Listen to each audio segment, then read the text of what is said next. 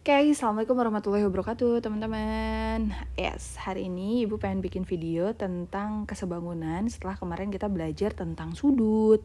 Terus tentang apa lagi? Hubungan antar sudut, hubungan antar garis dan sudut. Kalian juga udah menentukan besar sudut ya berdasarkan hubungannya.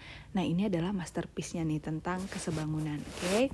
Nah, mungkin kalian kalau pergi ke mall suka ngelihat ada miniatur mall gitu yang kecil yang biasanya suka dikotakin pakai kaca gitu kan. Dan kalau kalian lihat jeli itu biasanya bentuk miniaturnya itu benar-benar sama persis sama mallnya. Oke, nah bentuk miniatur ini kita sebut sebagai maket. Jadi biasanya maket bangunan itu benar-benar sama persis dengan bangunan aslinya, bedanya cuma di ukurannya aja. Oke, jadi ukurannya pasti lebih kecil dong, namanya juga maket ya, namanya juga miniatur. Tapi dia persis banget lokasi kamar mandi, lokasi kamar, besar ukurannya itu beneran dihitung, gak ngasal mereka bikin aja, oke? Atau misalnya teman-teman mau foto nih, ketika kalian foto di sini ada skincare produk gitu ya, terus kalian foto, hasil dari fotonya itu beneran sama dengan aslinya gitu ya. Cuma bedanya yang di HP itu palsu, oke? Yang di HP yang ini bentuknya lebih kecil daripada yang aslinya, oke? Nah, dari dua contoh tersebut, ini yang kita sebut sebagai kesebangunan atau sebangun. Ternyata maket yang dibuat untuk di mall itu sebangun dengan maket aslinya. Oke, cuma bentuknya aja yang lebih kecil, bukan dengan maket aslinya, dengan bangunan aslinya, oke? Nah, produk juga sama, produk dan fotonya ini sebangun. Nah, apa sih itu kesebangunan? Oke, kesebangunan itu kita biasanya simbolkan dengan alis. Oke, ini alis, yang gak punya alis, diam ya. Ini alis, yang artinya dia ini sebangun. Oke, nah benda-benda yang sebangun memiliki bentuk yang sama. Ini adalah key-nya, ini adalah kuncinya. Bentuknya pasti sama, persis, oke? Namun ukurannya belum tentu sama, oke? Dan panjang ukuran-ukuran yang bersesuaian pada dua buah objek yang sebangun memiliki rasio yang tetap. Oke, apa sih Bu maksudnya? Jadi di kesebangunan punya dua syarat. Kayak kalian kalau masuk TBZ kan punya syarat ya. Nah, kesebangunan dibilang sebangun dia juga punya syarat. Syarat yang pertama itu adalah sisi-sisinya. Oke, sisi-sisinya harus gimana? Sisi-sisi yang bersesuaian memiliki perbandingan yang tetap.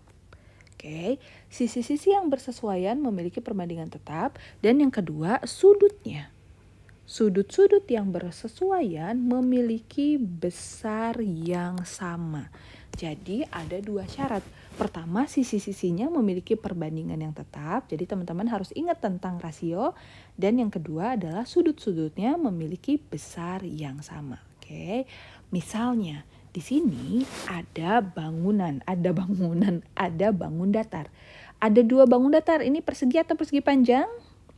Yes, ini adalah persegi panjang, oke? Ibu namain yang warna hijau itu persegi panjang pertama, dan yang warna kuning itu persegi panjang kedua, oke? Nah, di sini kita pengen cek kira-kira dia sebangun apa enggak, oke? Nah, caranya gimana? Ingat, syarat buat sebangun, syaratnya apa yang pertama? Sisi-sisinya punya rasio yang tetap. Oke, kalau ini betul berarti nanti kita checklist. Yang kedua adalah sudutnya sama besar. Oke, nah kalau kita lihat nih, sudut di A di bangunan pertama sama dengan sudut di E. Semua sudutnya ini 90 derajat. Sudut di B itu juga sama dengan sudut di F. Sudut di C sama dengan sudut di G. Dan sudut di D itu sama dengan sudut di H. Berapa sudutnya? Sudutnya adalah 90 derajat. Artinya syarat yang kedua tentang sudut yang sama besar itu udah betul. Tinggal kita lihat syarat yang pertama, sisi-sisinya yang bersesuaian itu sama besar atau rasionya tetap atau enggak. Cara ceknya gimana? Sisi-sisi yang bersesuaian teh gimana sih Bu maksudnya? Jadi sisi-sisi yang bersesuaian itu misalnya gini. Oke, bentar, ting. Oke, ada garis AB di sini atau ada sisi AB. Oke, nah sisi AB ini bersesuaian dengan sisi EF. Oke. Terus sisi BC kira-kira bersesuaian dengan mana? Sisi BC bersesuaian dengan FG. Good. Nah, kita ingin lihat sisi-sisi yang bersesuaian ini punya perbandingan yang sama, yang tetap atau tidak. Oke. Caranya gimana? Caranya kita tinggal bandingin di bangun yang pertama dengan bangun yang kedua. Sisi AB tadi bersesuaian dengan sisi mana? EF. Artinya sisi AB berbanding sisi EF itu kita harus cek rasionya berapa. Yang kedua, sisi BC banding apa? FG. Kita cek nih, kira-kira dia punya rasio yang tetap atau enggak. Oke. Kalau rasionya tetap, dia berarti sebangun. Karena kita udah tahu tuh sudutnya udah sama besar, tinggal rasionya aja yang dicek. Tapi kalau rasionya enggak tetap, enggak sama juga, dia berarti tidak sebangun. Oke. Kita coba cek. Ya, ceknya. Ting. Oke, cara ceknya berarti kita lihat sisi AB berbanding sisi EF itu berapa teman-teman? AB berapa? 36 berbanding aduh, ini kok ada semut mau ikut belajar bentar ya. EF berapa? 18. Ingat rasio itu kita harus nyatakan dalam angka yang paling kecil yang dia tuh udah gak bisa dibagi-bagi lagi. Oke, berarti kita coba nih bagi dia dengan berapa dulu ya? Dengan 6 deh, dibagi dengan 6. 36 bagi 6 berapa? 6. Berbanding 18 bagi 6? 3. Masih bisa dibagi. Bagi berapa dia? 3. Good job. Siapa yang jawab 3 di dalam hatinya? Oke, 6 bagi 3, 2. Berbanding 3 bagi 3, 1. Jadi perbandingan AB, sisi AB dan sisi EF itu adalah 2:1. Sip. Nah, ini baru sisi yang pertama. Sisi yang kedua ada BC dan FG. BC berbanding FG. Kita harus cek dulu karena perbandingan sisi bersesuaiannya harus sama. Oke, BC-nya berapa? 12 berbanding FG-nya 6. Bagi berapa ini? Dibagi 6 aja langsung ya. 12 bagi 6, 2. 6 bagi 6, 1.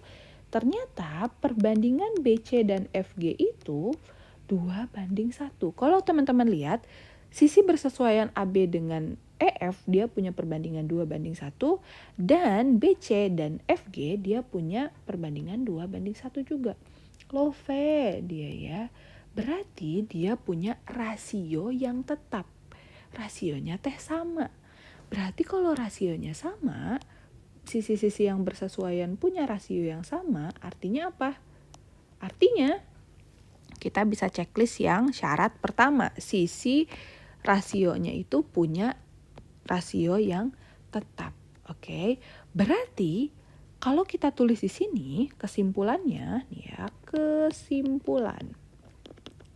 kesimpulannya adalah bangun datar A, B, C, D itu sebangun dengan apa?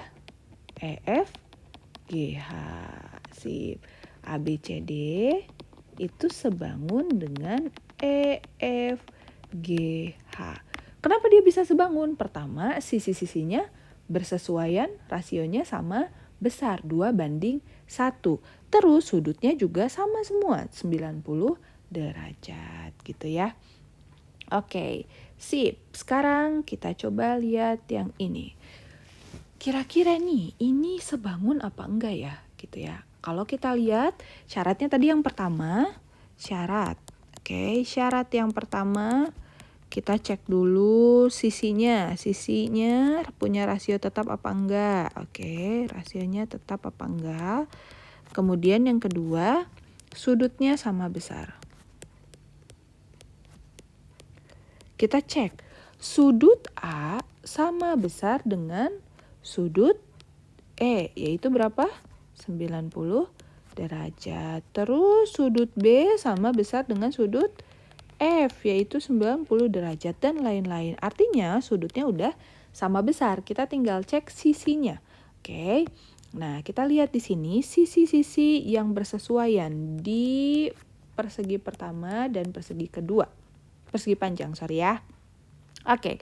Bangunan yang pertama itu ada sisi AB berbanding apa kalau di yang kedua? EF, good job. Terus BC berbanding FG. Oke. Kalau CD berbanding GH-nya boleh ditulis juga CD berbanding GH dan AD berbanding EH. Tapi CD berbanding GH, AD berbanding EH ini sama dengan AB berbanding EF dan BC berbanding FG. Karena AB itu 4 cm, CD juga 4 cm. EF 12 cm, GH juga 12 cm. Artinya ya kita cuma perlu cari salah satu aja, satu sisinya aja ya. Oke, sekarang biar lebih gampang, Ibu bisa tulis juga dalam bentuk pecahan. Oke, kalau banding ini kan kita bisa tulis dalam per ya. Berarti AB per EF rasionya harus tetap sama dengan BC per FG. Good job. Kita lihat AB berapa panjangnya? 4 cm berbanding 12 cm sama dengan BC-nya 2 cm berbanding 6 cm. Sisi yang sebelah sini yang 4 sama 12 kita bagi 4 deh. 4 bagi 4 berapa? 1 per 12 bagi 4, 3. Sama dengan yang ini bagi 2. 1 per 3. Lihat dia rasionya itu sama tetap. Rasionya berapa teman-teman? 1 banding 3. Setiap sisinya punya rasio 1 banding 3. Berarti kita bisa tulis di sini AB CD sebangun dengan EF GH gitu ya. Oke, good. Nah, terus kalau kayak gini gimana, Bu? Ini teh trapesium gitu ya. Kalau dari trapesium di sini kan nggak kelihatan ya sudutnya berapa, tapi kita misalkan sudut-sudut yang bersesuaiannya sama. Oke, karena nggak diketahui nih di sini. Jadi, buat sudut, syarat yang pertama tentang sudut, oke, di sini sudut S ya akan sama dengan sudut A. Oke. Terus sudut P itu sama dengan sudut D gitu ya. Sudut P sama dengan sudut D. Jadi dari sudut kita anggap ini udah bersesuaian, oke. Nah, tinggal kita lihat dari sisinya. Dari sisi-sisi yang bersesuaian punya rasio yang tetap atau enggak. Oke, kita lihat di sini. Di sini itu tuh bangunannya tuh dibulak-balik, guys, ya. Jadi, buat sisi yang bersesuaiannya, PQ bukan bersesuaian dengan AB. Oke, tapi kira-kira PQ bersesuaian dengan siapa? Nih, PQ bersesuaian dengan mana? Good job, yang jawab DC, angkat tangan, oke. Terus AB bersesuaian dengan SR bersesuaian dengan AB. Oke. Buat ceknya berarti kita perlu ngelihat sisi yang bersesuaian. Pertama, sisi PQ per berapa? DC sama dengan RS per AB. Good job. Yes. PQ berapa? 4 cm per DC-nya berapa? 2 cm.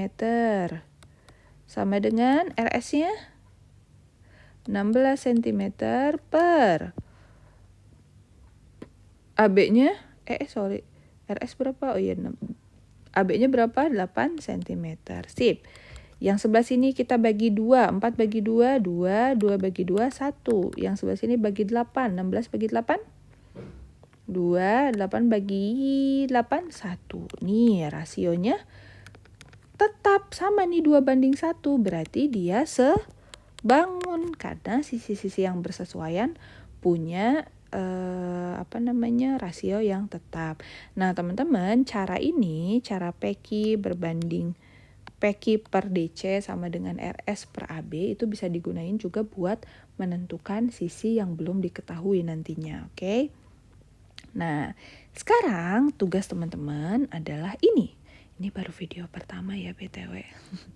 Oke, jadi di sini teman-teman harus menentukan manakah dari bangun berikut yang sebangun. Antara bangun pertama, bangun kedua, dan bangun ketiga. Kira-kira dari 3 bangunan ini mana yang sebangun. Oke, nanti Ibu cek-recek.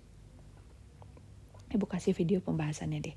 Oke, enggak, kita bahas di kelas buat yang ini, oke? Udah, sekian video pertama, kita akhiri. Assalamualaikum warahmatullahi wabarakatuh. Semangat teman-teman.